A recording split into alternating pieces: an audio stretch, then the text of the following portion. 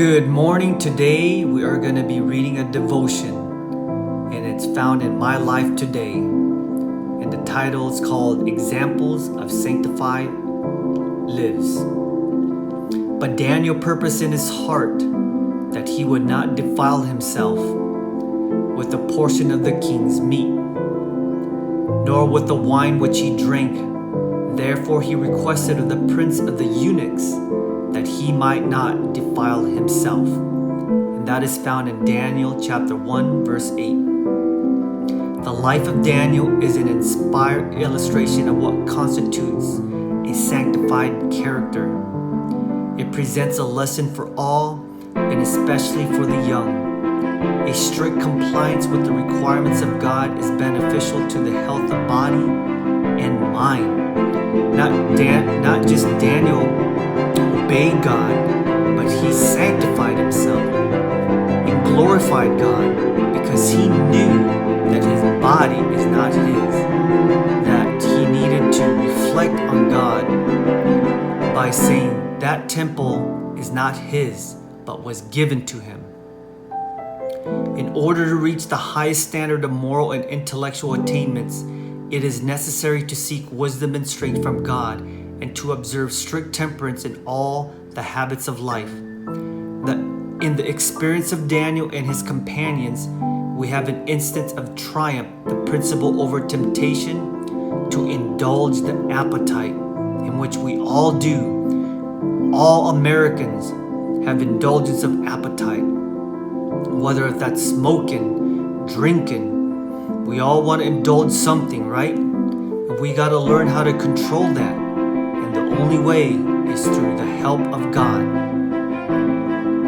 It shows us that through religious principle, young men may triumph over the lust of the flesh and remain true to God's requirements, even though it cost them a great sacrifice.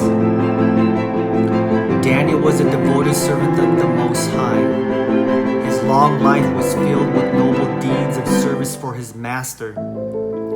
His purity of character and unwavering fidelity are equaled only by his humility of heart and his contrition before God.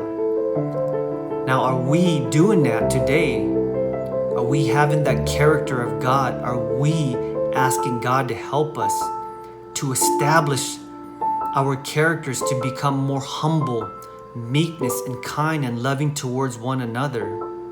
Just like Daniel was so humble in meekness to God, he was able to overcome the temptations of what the king's diet was. And that was meat and alcohol, in which alcohol is bad for you anyways, because I used to drink alcohol and it doesn't do anything to you. His purity of character and unwavering fidelity are equaled only by his humility of heart and his contrition before God. We repeat, the life of Daniel is an inspired illustration of true sanctification. Wherever they may be, those who are truly sanctified will elevate the moral standards by preserving correct physical habits and, like Daniel, presenting to others an example of temperance and self-denial. Are we actually doing that? Of self-denying ourselves to God because of how sinful and how the life that we live in is an abomination to God. And ask yourself, are you doing that?